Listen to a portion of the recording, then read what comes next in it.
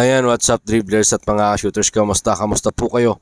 Ano nga ba maituturing ni Coach Tim Cone dito sa kupunan ng Gilas Pilipinas? At nasa tamang landas nga ba ang Gilas ayon kay Justin Brownlee?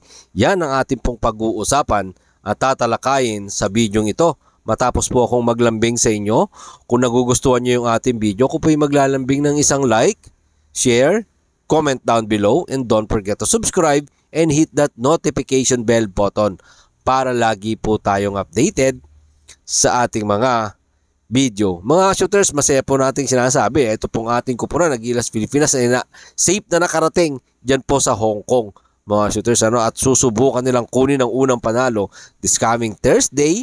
Kalaban siyempre etong kupunan ng Hong Kong. Matapos nga po ang practice kahapon dito sa Phil Sports Arena, at dito rin sa Phil Sports Arena mangyayari yung laban naman ng Gilas Pilipinas kontra naman po sa Chinese Taipei.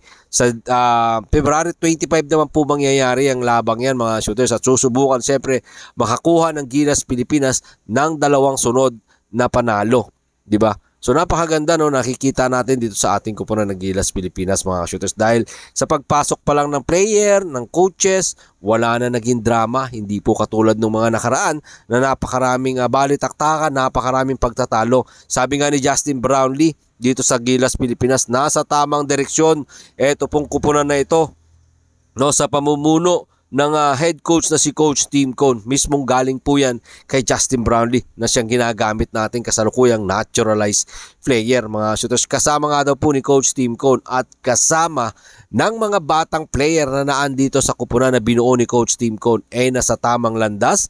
Ito pong Gilas Pilipinas, basta maniwala lang po tayo, sabi ni Justin Brownlee, sa sistema ni Coach Tim Cone, mga shooters. Dahil ito mga player na to, Dwight Ramos, AJ Edu, Carl Tamayo, siyempre lahat na mga yan na naandyan na pinuo ni Coach Tim Cone, yung sistema ni Coach Tim Cone, at maasa po si Justin Brownlee na balang araw na ito pong kupunan ng Gilas Pilipinas ay uusad at makikilala pag sa larangan po ng basketball sa World Cup, etc. etc. At syempre yung sabi nga po ni Coach Tim Cone, sinabi niya doon sa nakaraan na interview po niya na pangarap po talaga niya na madala itong Gilas Pilipinas. Siyempre, Olympic qualifier, kung hindi man kakayanin, yung pong World Cup this coming 2027, at siyempre, yung Olympic sa Los Angeles naman po sa 2028. Yun ang gustong mangyari ni Coach Tim Cone, mga shooters, dito sa ating pong kupunan.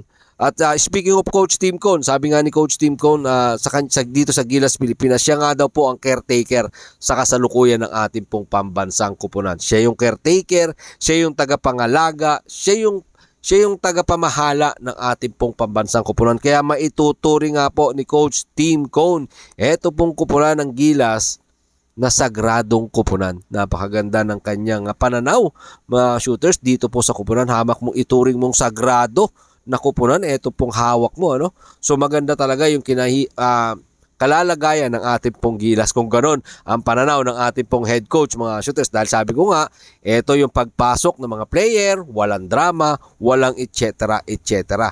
Tuloy-tuloy sa practice, at ito sasabak na sa susunod na laban this coming Thursday nga, mga shooters. Ito pong 5 player na to na nakikita natin, yan ang pwedeng magiging matikas sa loob ng 5 taon na hahawakan ito ni Coach Tim Cone, mga shooters.